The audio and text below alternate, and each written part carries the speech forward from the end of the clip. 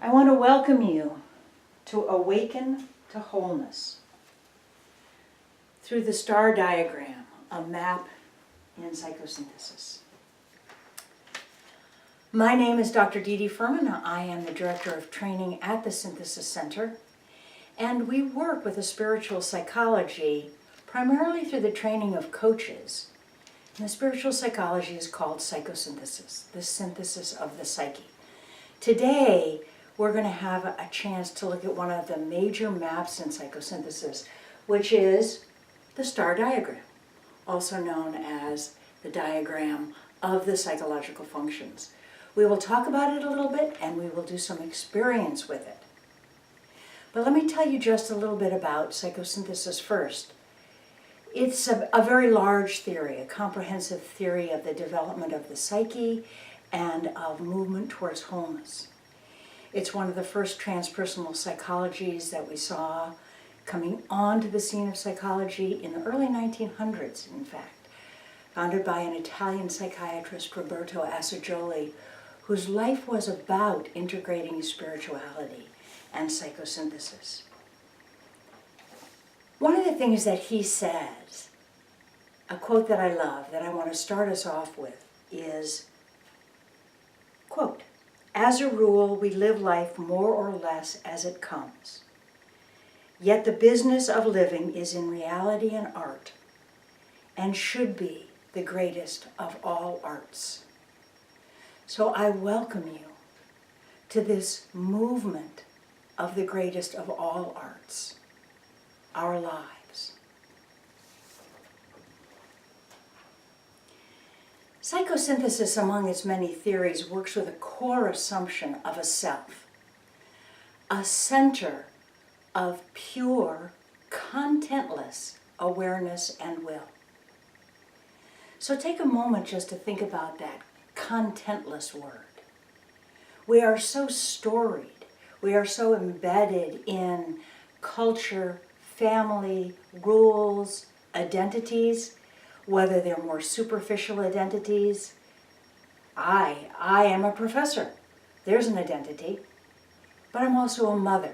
I'm also a wife, a grandmother. I'm a teacher. I'm a lover. I'm a creator. The contentless part invites us not to get caught in any story. Not to deny the stories and say, whoa, I'm nothing. But to notice that we are all of the stories and we are more.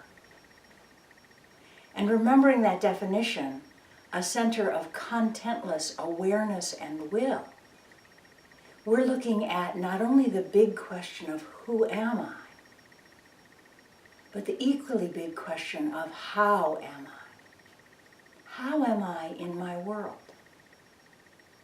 How do I manifest my own deep calling, my own awakening, my own wholeness in the world? Who am I? How am I in my world? So as a very, very brief description of a core theory in psychosynthesis, that's a description of the self. But let me take us to the map that we will be playing with, because this map shows us the self, a center of pure, contentless awareness and will. And then it shows us the psychological functions. Before I take you into the psychological functions and show you what they are, you might want to draw your own psychological function map. The easiest way I've learned to do that is simply one triangle on top of the other. And there we have our psychological function map. So if you decide it makes sense for you to draw that so you have something to work with, take some notes on, do some of our experiences with, go ahead, take a minute just to do that. If not, this map is always going to be behind me and you will see it. So in this map, we have some layers of theory and experience, but I'll talk first about the psychological functions. Now, like the senses, touch, taste, feel, sound, are to the physical body, the psychological functions are to the psyche. And the psychological functions include intuition, thinking or cognition, impulse, desire, bodily sensation, emotional feeling, and imagination. So we're quite used to, in the whole world of holistic thinking, we're quite used to the body, feelings, and mind part of the equation. But what we have in our map brings in also core ways of knowing, imagination, impulse and desire. Also, we refer to that as deep desiring, the urge in any human being, in any living form, to move towards its own fulfillment. And intuition, that almost magical way of knowing the world that is very familiar for many and very foreign to others. Intuition is knowing without knowing how you know. Not because I read it in the book, but because it came to me. So thinking is pretty clear. Imagination, I think, is a pretty clear definition. Emotional feelings include all the wonderful ones, excitement, joy, playfulness, as well as the difficult ones, sadness, grief, longing. Bodily sensation also, everything that's in our body, our experience of being embodied. And deep desiring, or imagination, deep desiring seen through imagination for this moment, is the process of life, growing, inevitably growing. We take a cactus, called a Christmas cactus, and we see its leaves. And for 11 and a half months of the year, we see these leaves. And then we begin to see a bud, and a bigger bud, and a blossom, and a fully blossomed cactus. And we know that that drive in living matter to thrive and grow is the drive that is fed through impulse desire. I want to say one other thing about this map before we do some experience. Because we got to have the map drawn the way it made most sense to us at the Synthesis Center, we also added into this what we call the transpersonal qualities, or the 1,000-petaled lotus. And what that means is that the I, contentless awareness and will, moves out into the world through all of the psychological functions, also expressing innate qualities of life. Joy, confidence, love, gratitude,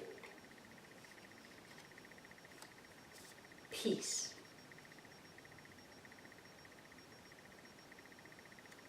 And so this is our map. But before we take it any further, let's take ourselves inside for a moment. So with eyes closed or softened gaze, or simply allowing yourself to hold this lovely image in your mind, let's tune in to who we are.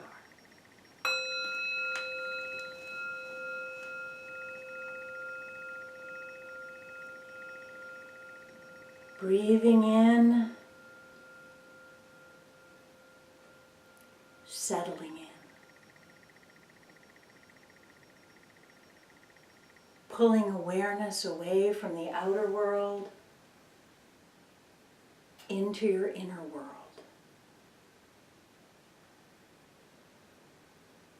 Resting in this body that is yours.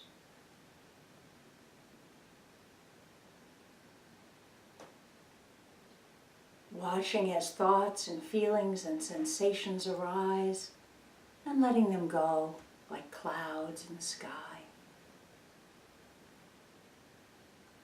Noticing the impulse, noticing the distraction, letting them go, resting always back in the one who is aware.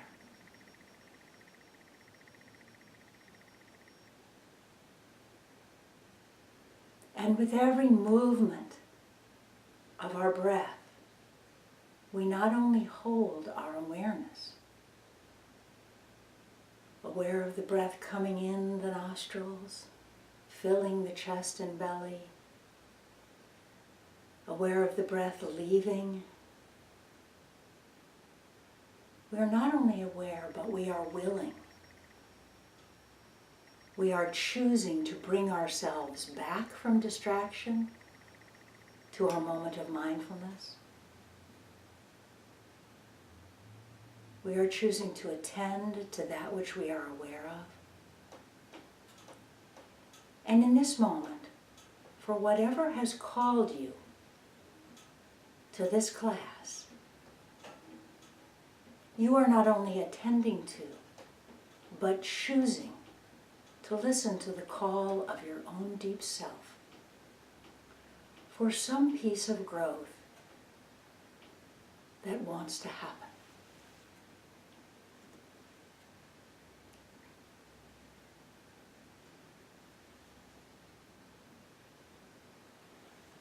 Taking another breath. Letting it out with a sigh. Ah. And when you hear the bell, bring yourself back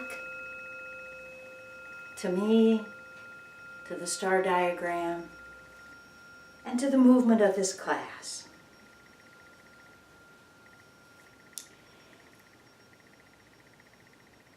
In this wholeness of our psychological functions, every one of us, from the time we are born,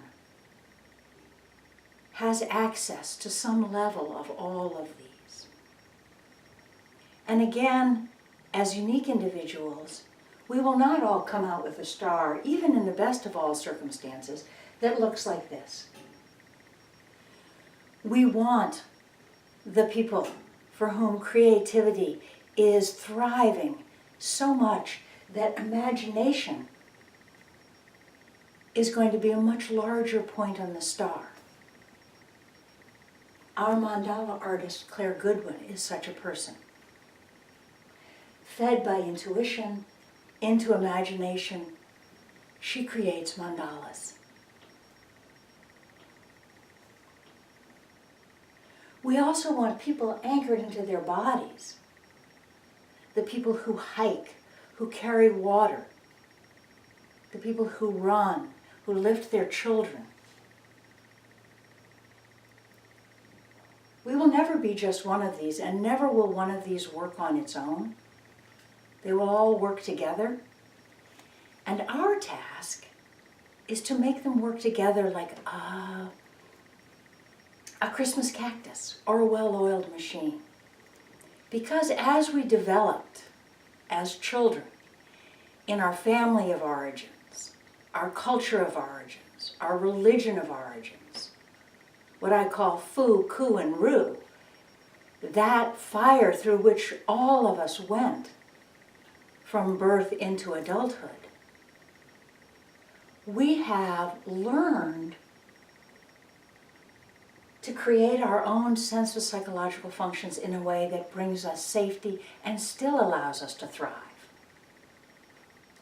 But every one of us is going to have psychological functions that are overvalued and psychological functions that are undervalued. We're going to have psychological functions that are wounded in our families or our culture. We're going to have psychological functions that now as adults serve to defend and protect us.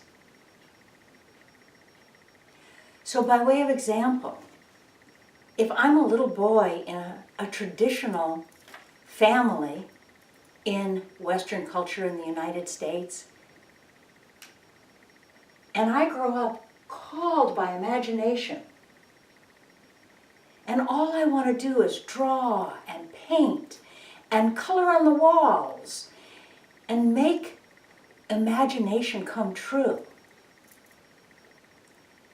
whether in a very loving or good family or in a harsh family, sooner or later, that little boy is going to be contained. His energies are going to be directed so that he will survive in the world, so that he will be safe.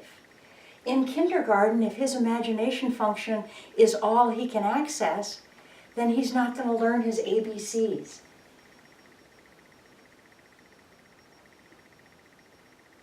And when we're wounded in a psychological function, let's say we come from a family of intellectuals, and the child in that family is full of intuition, bordering perhaps even on psychic capacities, she may find herself really squashed because people will dismiss her way of knowing.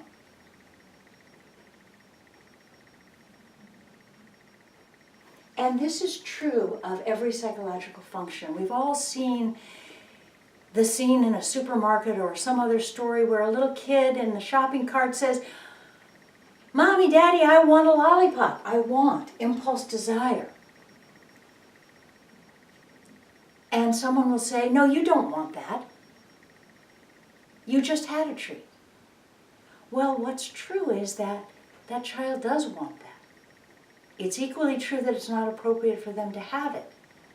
But as that continues to happen, if that happens for a child regularly, they will lose contact with how they know what they want. And there are many of us who have trouble knowing what we want. We know what we should do, we know what we think, we know what other people tell us. But to find that deep desiring in ourselves is sometimes hard. So the psychological functions, some are strong, some are weak, some are protective. So if I'm a thinker, Dr. Firman, I'm a thinker and I can think my way out of any box. Only I can't. And one day when I wake up and I'm full of sadness and grief about something personal or something global, and all I want to do is jump to my thinking, to think my way out of that. How am I going to fix this? I'm not going to be able to, because I'm being invited into the feeling, into the grief or loss or sadness, or perhaps into the joy of a moment that needs to be felt, that has no thoughts that need to go with it.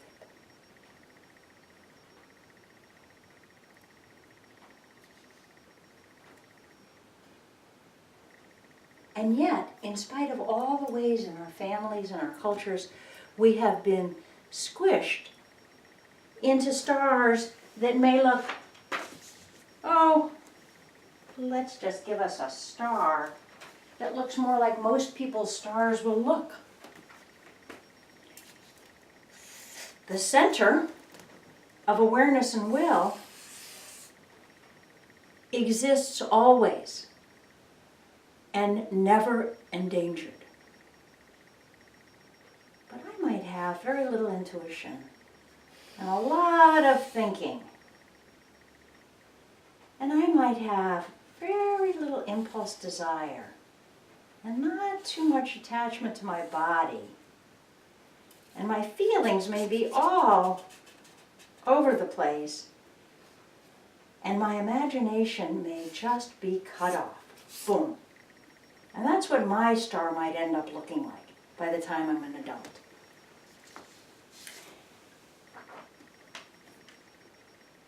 I want to say one more thing about the psychological functions in the star diagram, and then we're going to do an exercise that will take you through your own psychological functions. Psychological functions tend to operate in sequence, and that is both their great gift, and that is how we manifest most fully anything. If all our psychological functions get into let's go mode for whatever, then we're going to have a lot of power in that movement. If I want to paint, and I have an image, and my intuition validates the importance of that, and my body generates enthusiasm and starts to gather the paints, and my emotions correlate to that, and I'm often running to make that happen. And my thinking says, no way, it's time to clean the house. I'm going to be conflicted. One of our jobs is to find out how to get the center of who we are, to bring all the psychological functions in line with our own growth, our own call of self, our own awakening. And what we also know about when things go wrong, that also has a sequence. In the most classic sense, we can think of a phobia. I'm afraid of elevators. And yet I've got this great job interview on the 27th floor. I've been to my therapist, I've been to my coach, I've done hypnotherapy, I've done everything. Because I want this job. I want this job. I think this is a good job for me. But I'm walking towards the building, and there's going to be a sequence of events if I haven't overcome that phobia. That is going to happen. It's going to be different for everybody in every circumstance. But maybe the first thing that happens is that I get a knot in my stomach. And then I get an image of the elevator crashing. And then I get a feeling of fear. And then I have an impulse to run. And then I have a thought that says, that wasn't a very good job anyway. And boom, I turn around and go home. That's what happened when things go awry. But the good news in that is that we can break that sequence anywhere. I get the knot in my stomach, and I go back to the thought. This is a good job for me, and statistically speaking, I'm more likely to get hurt walking down the street than in an elevator.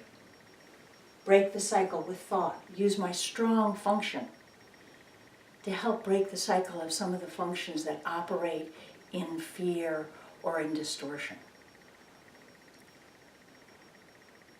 So one of the games you can play with yourself, we're not going to do that here, but it's a fun game, is good day, bad day.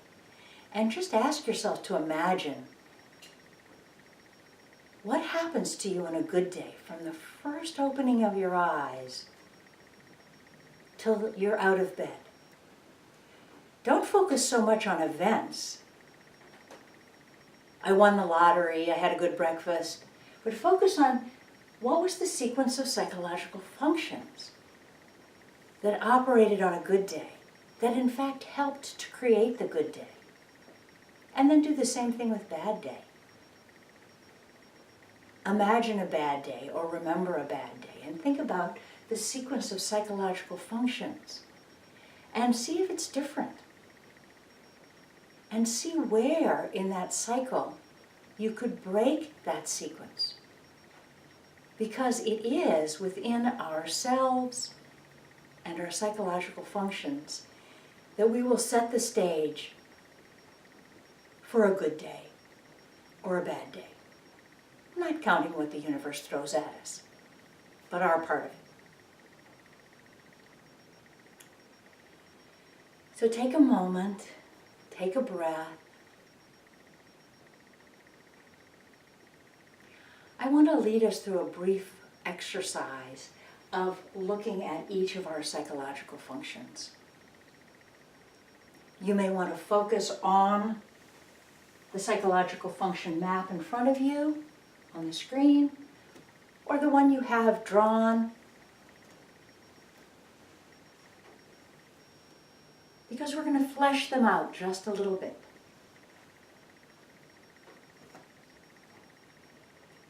So get yourself organized, either looking at this map on your screen or the map that you've drawn, or with a piece of paper, or just let yourself think, feel, intuit, imagine, and sense your way through this exercise.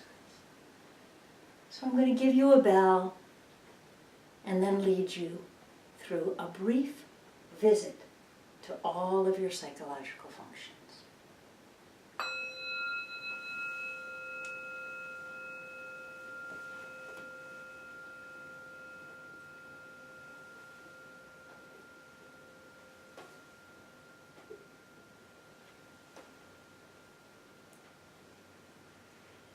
So I'd like you to start with your thinking function. Invite yourself into the world of cognition, of talking to yourself, of thinking through problems, issues, the nature of reality.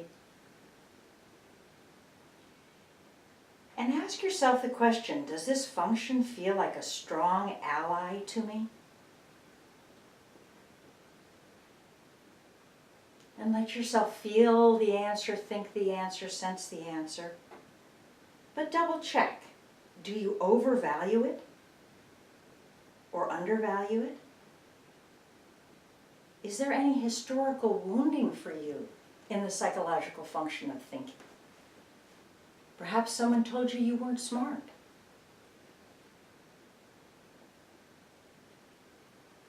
Take a moment just to notice the thinking function in you, and take any notes.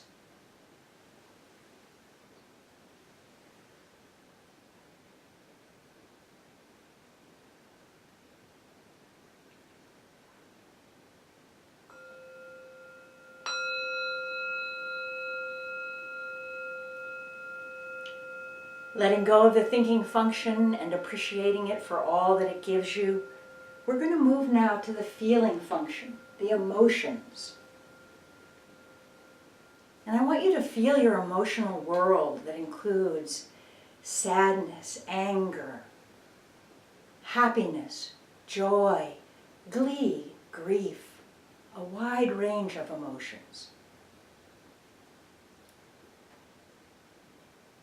And ask yourself again, does this psychological function serve as a strong ally to you? Does it give you the information you need to enrich your life, to allow you empathy and compassion? Does it help you to be self-aware and to know your own inner world? Or is it a runaway train? Or is it disappeared?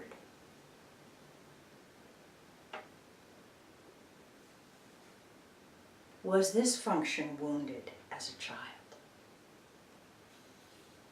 Because for many of us, it was.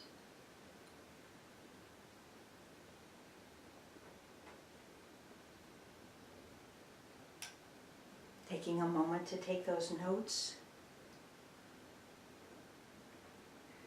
We're going to come back to another function for a minute and then take a little time out.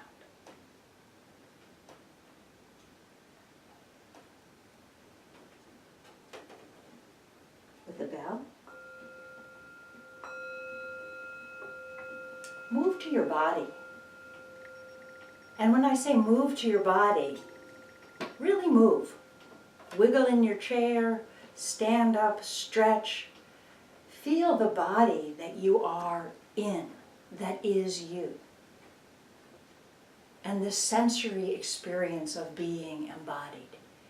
Both the most overt sensory experiences, the ouch of a stubbed toe, and the subtlest sensory experiences. feeling air on your cheek. And tuning into your body, ask again, is this psychological function an ally for me?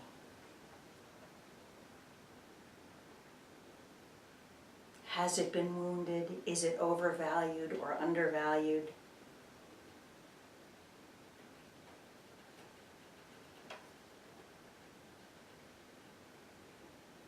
And take a moment to take notes.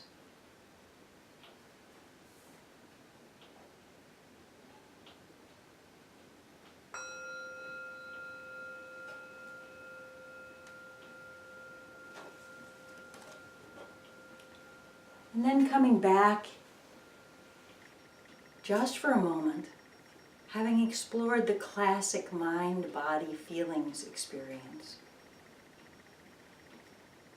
I want you to invite yourself to hold all of those. I have a mind. I have feelings. I have this body. And I am more than that. Breathing in to contentless awareness and will. I have mind, body, and feelings, and I am more. And then let's finish our little journey through the psychological functions to the 3 I's now. And let us start with imagination.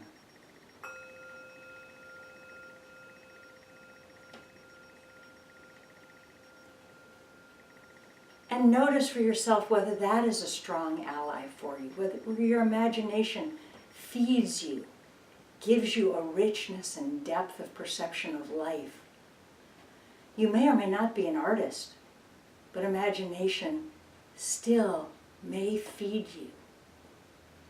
But like every function, notice how it works for you. Does it work well? Does it have wounding? Does it need support to strengthen?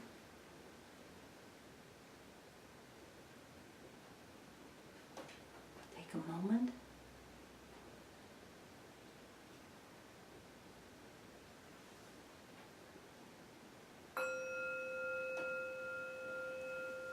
And then let's move into impulse desire.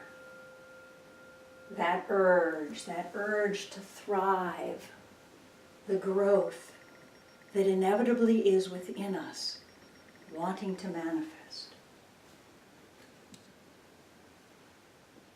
But notice for yourself how much that is or isn't available to you. Do you know what you want to eat, where you want to go? Do you know what's important? Does your impulse run away with you? Do you shut it down? Inviting it in, as we have with the other functions, into balance. Noticing that you have impulse and desire, deep desiring, and you are more. Take a moment if there are notes that you want to write.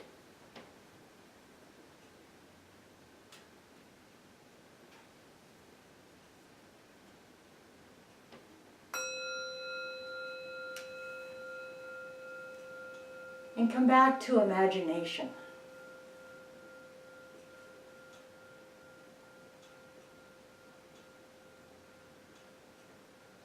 And notice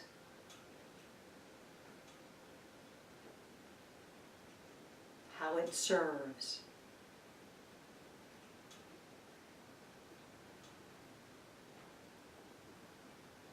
And how it's serving you in this moment. Allowing you to go on this journey.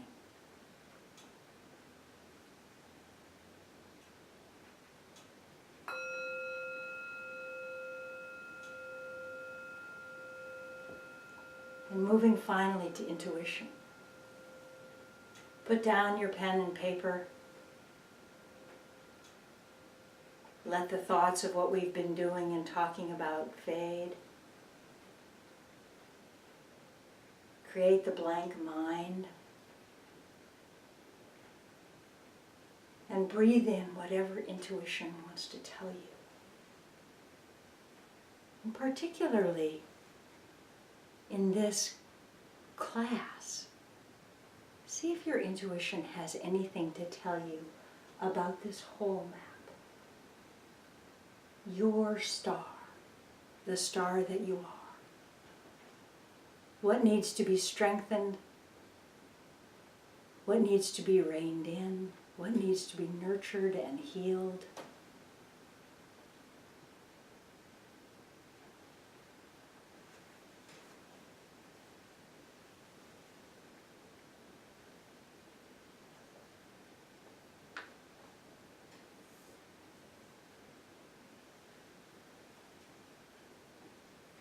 And ask yourself the question, as we bring this exercise to a close, what one function calls for your attention now? What in you needs your care? Intuition, thinking, imagination, impulse, desire, feeling, sensation. Which one is calling you right now?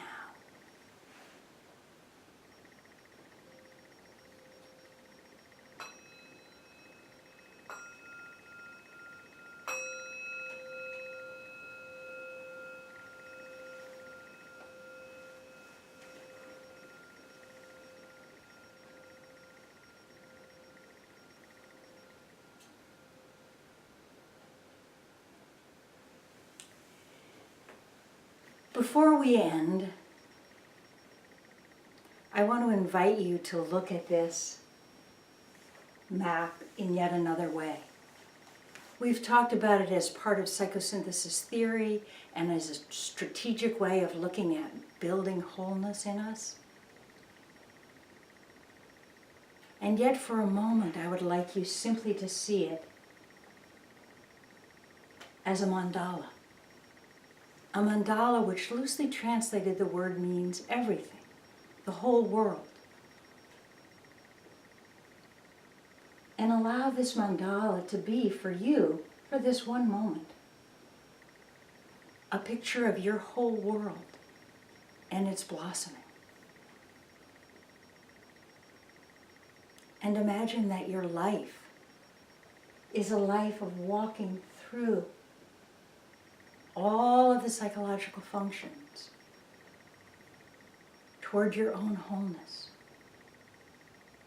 tending your own garden, growing into the uniqueness of who you are with the gifts that every part of you brings. Thank you for joining me. I hope you've had fun with this. And feel free to look up more on the psychological functions. There's lots to be seen and lots to learn. In the meantime, find yourself here, where you are more than all of this. Thank you.